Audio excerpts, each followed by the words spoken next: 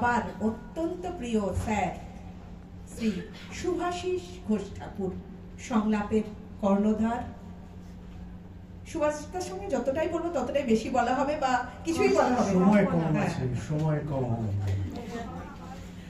আচ্ছা, প্রথমে যেটা বলি সেটা হলো যে কমলদা এবং পার্থদা যা যা বললেন কেতকী সম্পর্কে, মনে হয় মোটামুটি একটা সবার জানা হয়ে গেছে, একটা সার্কেল কমপ্লিট। আমি একটা অন্য সার্কেলের কথা পরে বলবো, কিন্তু শুরু যেটা দিয়ে করছি সেটা হলো আজকে না আমার কাছে খুব মুশকিলের ব্যাপার হয়েছে। আমি আর কেতকী যতবার মঞ্চে উঠি ততবার আসলে কেতকী একটাই কথা বলে, সেটা হলো সুভাষিসের মতো নাট্যকার হয় না, ওর নাটকের কি কি গুণ এই ও এত বলে। আজকে প্রথম আমি স্কোপ পেয়েছি কেতকী সম্পর্কে বলার, এটা এই প্রথম পেলাম, কাজেই বেশ মজা লাগছে ভেতরে ভেতরে। যেটা ব্যাপার সেটা হলো যে কেতকী যে যে গুণগুলো বলা হলো, আজকে এই ঘর ভর্তি যে আয়োজন, এটা কিন্তু হ্যাঁ নন্দিনীর আয়োজন অনেকটাই, হয়তো নন্দিনীর উদ্যোগে আয়োজন। এরম আয়োজন কলকাতায় এর আগে হয়েছে বলে আমি জানি না। 18টা বোধহয় গ্রুপ, 18টা গ্রুপ আজকে একই কবির কবিতা বলছে, একই কবির কবিতা নিয়ে কোলাজ বলছে, এবং বইটা কিন্তু কোলাজেরই বই। এবং বইটা আমি এতগুলো কবিতা এর আগে কখনো ওর পড়ার সুযোগ পাইনি, যেহেতু এবার কোলাজটা করতে হয়েছে আমাকে সংলাপের জন্য, সংলাপ কবিতা ক্যানভাসের জন্য, সেহেতু পড়তে হয়েছে। এবং আমি দেখলাম যে যে কেতকীকে আমি একদিন চিনতাম, যে ভাষায় ওর সাথে আমার পরিচয়, যেভাবে ও কথা বলে, তার সাথে কবিতার ওর ভাষা কমপ্লিটলি আলাদা। সেটা কিন্তু একজন কবির ভাষা। হ্যাঁ, এখন একটু ফোনের ভাষা শোনা গেল, ওটা বন্ধ করলে ভালো হয়। তো যে ব্যাপারটা আমি আবিষ্কার করলাম সেটা হলো, এর আগে আমি অনেকদিন আগে একটা গোপন কথা পরে বলবো, রেখে দিচ্ছি।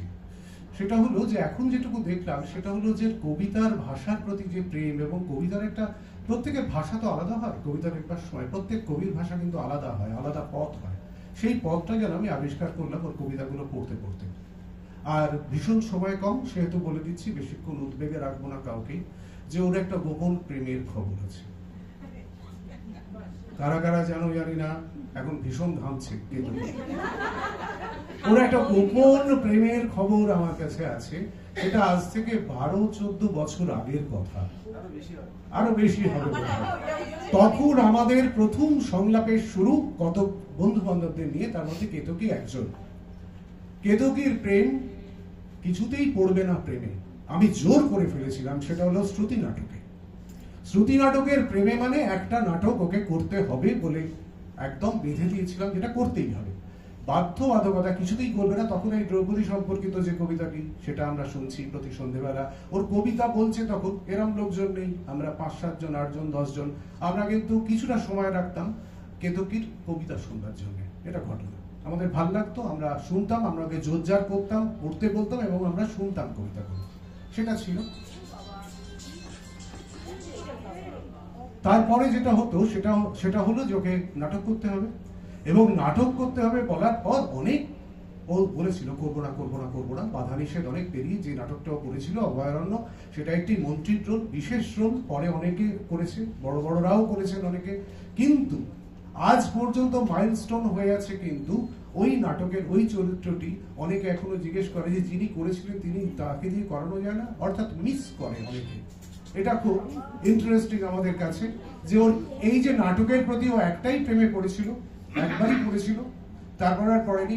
পরের প্রেমগুলোর ব্যাপারে আমি খুব একটা খবর রাখি না, ও এত ব্যস্ত, আমি ঠিক বুঝতে পারি না, ধরতে পারি না আর কি কি হয়েছে, কিন্তু নাটকের প্রতি প্রেম ওই একটাই ছিল। সময় আর নেবো না, অনেকটা সময় বেরিয়ে গেছে, এখনো অনেকগুলো দল বাকি, কাজেই আমরা অনুষ্ঠানে ফিরবো। নমস্কার। সুভাষিসদা যেটা বললো, সুভাষিসদা বোধহয় ওই প্রেমটা থেকেই পরবর্তীতে একক নাটক লেখা অনুপ্রেরণা।